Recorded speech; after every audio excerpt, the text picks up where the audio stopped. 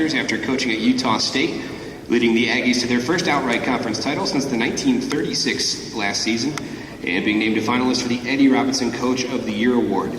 Wisconsin has won the last 3 Big Ten championships and returned 16 starters from last season. Coach, make an opening statement, and then we'll go to questions. Okay, first of all, it's great to be here. Excited to get to this point of the year. It's been a crazy 6.5 months, and just a lot of thanks goes out to everybody surrounding Wisconsin, from the administration, Coach Alvarez, and all of his people that made the transition possible for the coaches, the wives that are involved, the kids that are involved, and moving the staff is always a very difficult time for the moms involved, and I publicly just thank them for allowing the coaches to move in. Thank the kids also for putting us in a position to be able to build trust. Trust is a big thing with us. We talked about it day one, and I think after 6.5 months we've got trust within players to coaches and coaches to players. So excited about moving into what we call the fourth quarter, which is the season for us. It's an exciting time, and this is a big part of it, kicking it off today. Questions? Open it up for questions. We got our first one down here, front stage left.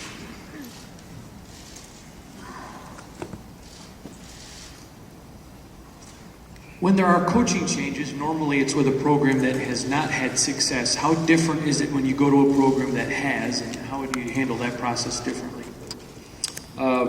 I think you always try to, as a head coach, big part of your job, and I tell myself this all the time, hiring a coach as a head coach is really game day as a coordinator, if you will. You need to be prepared. It's not just something that should catch you by surprise. You have to formulate a plan, understand a lot of things. What's the pay scale? What type of coach you're looking for? What type of recruiting area you're going to be in? Does he fit what you need as an assistant coach? And for me, it's 2 things when I hire an assistant coach. It's number 1, take care of kids, and number 2, you got to be able to recruit. So that's how I look at it. No different, maybe a bigger pool of coaches at the University of Wisconsin than it would be at some other places that I've been. But it's always a challenge to try to get the best coach available.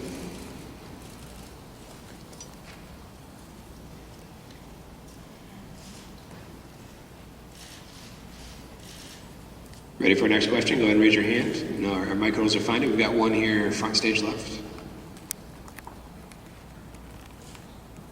Gary, what's it like to take over a program that really doesn't, from the outside, appear to be broken or in dire need of great rebuilding? What kind of imprint do you put on it immediately? What have you put on it immediately, I guess, to sort of change the swing a little bit? Well, I think number 1 is I'm not interested in comparing, what was different, whether that may have been what we deem as being great, good, or indifferent. There's going to be differences when you take over a program. It's important to put your own stamp on it. And so I've never asked the question of how things were. There's a lot of different ways to do it, and there was a lot of success. For us, it's sit back and look at and get our core values into place, let our kids understand, again, the trust factor, let them understand the true set of core values that we're going to hold them accountable to at a high level. And as coaches, as players, and really as a university, we expect the kids to succeed socially, academically, and athletically. And that's an easy statement to make. There's a lot that goes into that, but that is our stamp. Young men that walk out socially, our goal is to change them from a young man into a man. Our goal academically is to allow them to receive a world-class education, and it is truly a world-class education. It's not just a degree at Wisconsin. It's powerful. It'll carry you through for the rest of your life if you allow it to, and to compete at the highest level athletically. So that's our stamp. That's who we are, and that's what we've tried to get done in the last 6.5 months. And trust me, I do understand it. We walked into a program that was not broke. It's been very successful, and there's great young men that have been recruited there, and the prior staff did a great job in that area.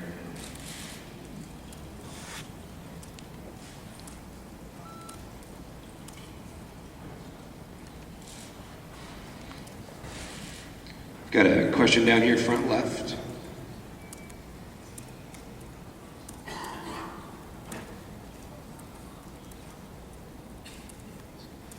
Coach, we've seen that Wisconsin has gone and recruited more into Utah. They picked up a prospect there recently. Is recruiting outside of perhaps Wisconsin's traditional recruiting footprint, particularly in the Mountain West area, going to be a priority moving forward? Well, I think if you look back in the past, there's, again, different staffs. Coach Alvarez was obviously there for a long time. Brett and his staff had an identity of where they were recruiting. number one, and ours will be no different than those two staffs to stay in the state. There's very good football, very good coaches. Football is important.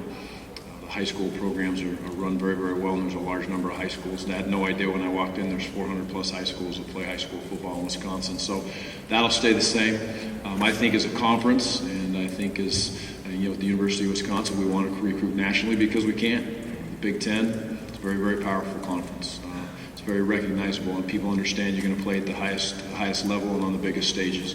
And I feel the same way about the University of Wisconsin. So with what we have to offer from an academic standpoint, with what we have to offer for young men socially, and then again I go back to it academically, in the athletic world, it's a place where we should be able to recruit throughout the country, and we always will, whether it may be in Florida, California, or wherever it will be. We'll got to be careful not to get too separated out, so we cannot do a good job in certain areas, but we will nationally recruit.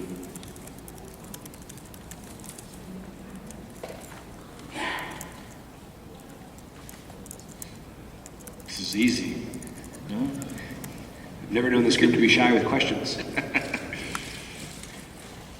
Go ahead and raise your hands. We'll get we got a couple. There we go. We've got one in the back here, and then we'll come back up front.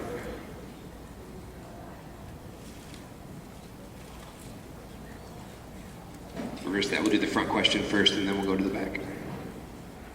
Yeah, Coach, it was kind of a revolving door at quarterback last year for Wisconsin with the 3 or 4 different guys who started and the injuries and everything that happened.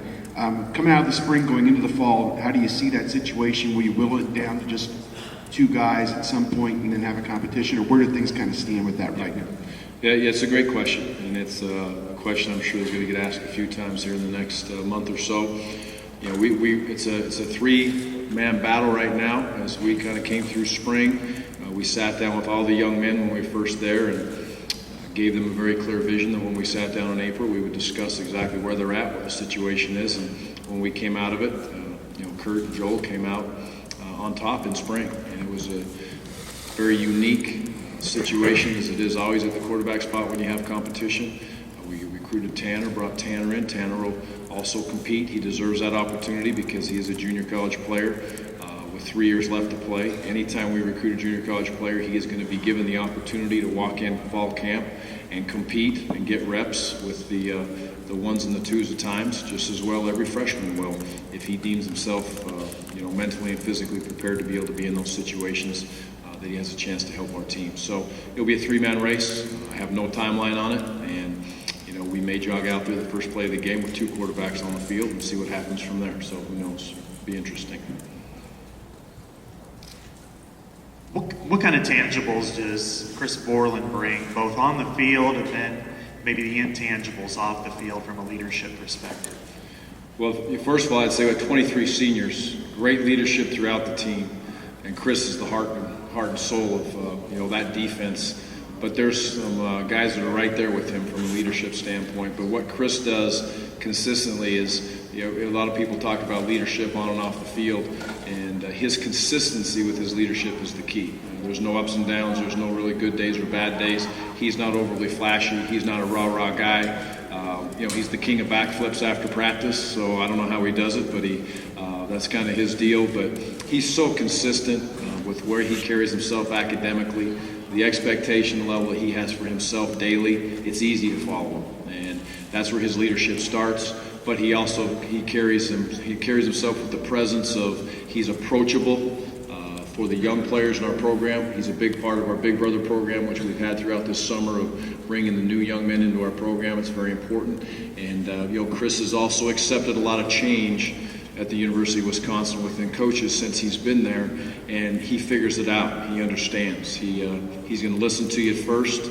He's going to figure you out as you move along, and then I believe he's going to trust you. And to me, that's what a quality young man does. That's what a quality person does. I believe he's the best linebacker in the country, in my opinion. From what I've seen, I have had a unique opportunity to watch him all last summer as we prepared to play Wisconsin while I was at Utah State. And then I've also had the opportunity to see him go through spring ball, see him work himself through the winter workouts and how he leads his team. So tremendous kid, tremendous leader, and I believe he's the best linebacker in the country.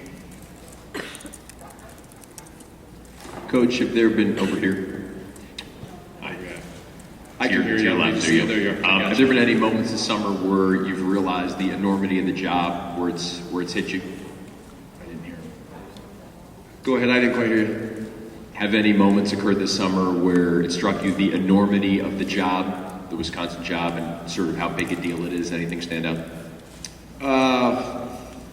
No, not really. I mean, it's been the transition again has been great. The summer's been great.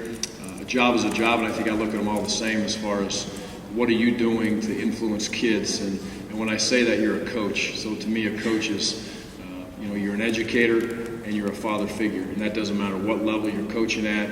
And when I say that, the job of coaching is that, regardless of the level. This is a very big stage. It's something we're excited about being on. Coaching at the highest level is something that's, selfishly, I hate to use that word, I hate to speak about that word, but for me and all of our coaches to have the opportunity to compete in the Big Ten and coach at the highest level is it's important for me. So if there's a moment, maybe that's the moment, but it's been good. But again, coaching is coaching, in my opinion, regardless if it's 8 years old in Little League or if it's the biggest stage which we sit on here today. Next question is in the middle, stage right over here. Hey, Coach, you coached with Urban Meyer for a year at Utah. I was wondering if you could describe your relationship with him and any influence he's had on you, if any.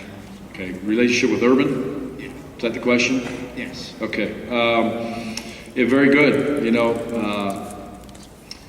Coach has been very good to me. I have a lot of respect for him, the way he carries himself. We had a great run. I tell people all the time when they ask me about Urban Meyer, my first thing is it was great for me. I mean, we were 12-0 and won a BCS bowl, and so there wasn't a lot of confrontational times in that situation for us. But very good friend, somebody I reach out to when I have questions about things. I think there's very much a mutual respect there, and look forward to seeing him this morning. And hopefully we'll be able to spend a little bit of time as we go through. But it's great to compete against your friends. That's going to be a big game. It's way down the road at this point, and we're excited about the opportunity to compete. But he's a good person, a good family man, and somebody I have great respect for.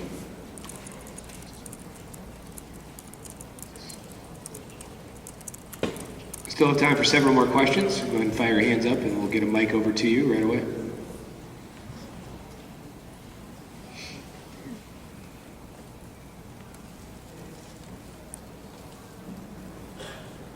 Got a couple over here on the right side. We'll go front row first and then come back here. Doug Andersen, Daily News. Gary, along those lines with coaching with Urban, this last weekend they had some kids act out, some disciplinary things. I wonder if you could speak to his handling of that, how he does that in-house. He might take a bit of a hit because of that. I think that's fair or unfair. Just what is your take on all that? First of all, I have no idea how Coach Meyer handled the situation. I'm not big into that stuff. I haven't read anything about it, so I don't know. But I know he's going to be very fair. He's going to, the tricky thing in today's world is exactly what happened, and allowing yourself as a coach to get to your athletic director and your athletic director get everybody involved, regardless of the situation, if it needs be, and try to help the young men that are involved and get the facts straight. That's the key. Before it gets out there, and then it never has the opportunity to be fair to the kid that's involved or the group of people that are involved. So fairness is important. I think Coach will handle it very fairly. He always seems to do that. And education for kids these days is important, regardless of the scenario, the situation they get themselves in. You try to educate them, you try to talk to them, but the decisions that they make, when they walk out of your facility, the decisions that they're making nightly are so very important. And again, I go back to it as coaches, we're father figures. I've raised 3 boys of my own. They're far from perfect. When you put 105 young men or 120, depending on the time of the year, they're never going to be perfect, but it doesn't mean we shouldn't strive for that. And again, educate them, help them grow from young men to men as much as you can, and then you hope they make the right decisions. But I don't, discipline is, it's for everybody else to handle their own way. Next question will be down right in front of us, stage right. far as offensive play calling is concerned, what kind of freedom do you think you have with James and Melvin in the backfield, and kind of versatility you can get with those guys? Yeah, James and Melvin, very, very complementary to each other, very different in their styles, and a lot of it is going to depend on how those 4 tight ends come around that allow Melvin and James to possibly be on the field at the same time. Which quarterback's playing, how well the quarterback can hurt you with his legs that's actually in the game, that matters. And so there's a lot that goes into that. But those two packaged together, whether they're on the field at the same time or separately, cause a lot of problems. You saw it last year when there were times when Melvin got out there and lined up, and the fly sweep was very effective. Some games for them, and James was in the backfield. Sometimes Monty was there a lot, obviously, but James was in there too. So it'll be hopefully a very powerful 1-2 punch. I know they worked extremely hard this summer. Very proud of the way they've handled themselves throughout summer as a running back crew. Need a third back to step up, but overall as a football team, I'd say those 2 young men are prepared, like so many on our team, the way that you would hope they would as a program as a whole. But proud of those 2. They'll be a big part of our offense. Any update on Tanner's health and what the reaction was like in Madison with the news this week with Tanner? Yeah, Tanner's fine. He was. Those are always tricky situations, and again, I go back and share with you what I tell young men all the time in team meetings, and I say this in recruiting all the time. You got to understand your situation. You got to understand your surroundings. Doesn't matter if you grow up in a town of 40 or you grow up in a town of 4 million. There's always there's issues that can pop up, and you have to be careful. And there's still problems that pop up that you can't prevent. So, it happened. We're going to do our best to learn from it as a football program. I know we'll try to do our best to reach out to many student athletes as we can to talk about it, and not just football players, to be able to be prepared. To understand your surroundings. But Tanner will be fine. He's back with us now. Expect him to walk into camp full steam ahead and be prepared to compete for that quarterback role. Time for one more.